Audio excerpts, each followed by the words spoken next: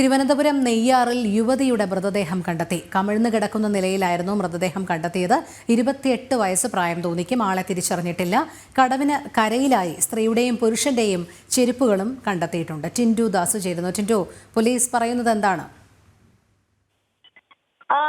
രോഹിണി, ഏറ്റവും പുതുതായിട്ട് ലഭിക്കുന്ന വിവരം നെയ്യാറ്റിൻകര കൊല്ലവിളാകം പാലിയവിളാകം കടവിൽ യുവതിയുടെയും അതോടൊപ്പം തന്നെ ഒരു പുരുഷന്റെ മൃതദേഹം ലഭിച്ചു എന്നാണ് പുതുതായിട്ട് നമുക്ക് ലഭിക്കുന്ന വിവരം.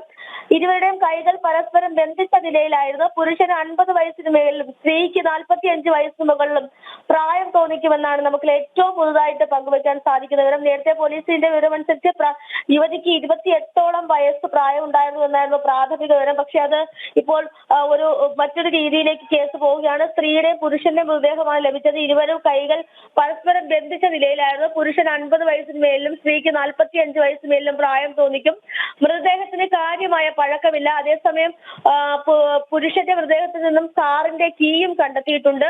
ഒപ്പം പുരുഷൻ ധരിച്ചിരുന്ന പാന്റിന്റെ ഒരു ബെൽറ്റാണ് കെട്ടിയിരിക്കുന്നതെന്നും വിവരം ലഭിക്കുന്നുണ്ട്. ഇത് കേന്ദ്രീകരിച്ചാണ് പോലീസ് ഇപ്പോൾ അന്വേഷണം തുടരുന്നത്. ആദ്യം ഒരു സ്ത്രീയുടെ മൃതദേഹമായിരുന്നു. കൂടുതൽ തിരച്ചിലാണ് ഇപ്പോൾ ഒരു പുരുഷന്റെ മൃതദേഹം കൂടി കണ്ടെടുത്തിട്ടുള്ളത്. രോഹിണി, ടിൻഡു, ആത്മഹത്യയാണെന്നാണോ പ്രാഥമിക നിഗമനം? അതോടൊപ്പം ഇവർ ആരാണ് എന്നത് തിരിച്ചറിയുന്നതിനുള്ള ശ്രമങ്ങളാണോ ഇപ്പോൾ പോലീസിന്റെ ഭാഗത്തു നിന്നും നടക്കുന്നത്?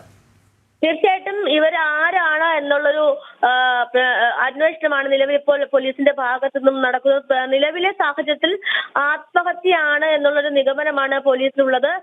ഈ ആത്മഹത്യ എന്നൊരു നിഗമനം വെച്ചുകൊണ്ട് തന്നെ അന്വേഷണം ആരംഭിക്കാനാണ് പോലീസ് തീരുമാനമെടുത്തിട്ടുള്ളത്. അതോടൊപ്പം തന്നെ ഈ പുരുഷന്റെ പാന്റിൽ ഒരു സ്വകാര്യ സ്കൂളിന്റെ ബെൽറ്റ് ആണ്. അപ്പൊ ഇത് കേന്ദ്രീകരിച്ചുകൊണ്ടുള്ള അന്വേഷണമായിരിക്കും ആദ്യഘട്ടത്തിൽ നടക്കുക. ഇന്ന് രാവിലെ ലഭിച്ചത് ഒരു സ്ത്രീയുടെ മൃതദേഹം മാത്രമായിരുന്നു ലഭിച്ചിരുന്നത്. പക്ഷേ പിന്നീട് നടത്തിയ പരിശോധനകളിലാണ് അല്ലെങ്കിൽ ഒരു പുരുഷന്റെ മൃതദേഹവും കൂടി കണ്ടെത്തിയിട്ടുള്ളത്. ശരി, ടിൻഡു ദാസാണ് വിവരങ്ങൾ നൽകിയത്.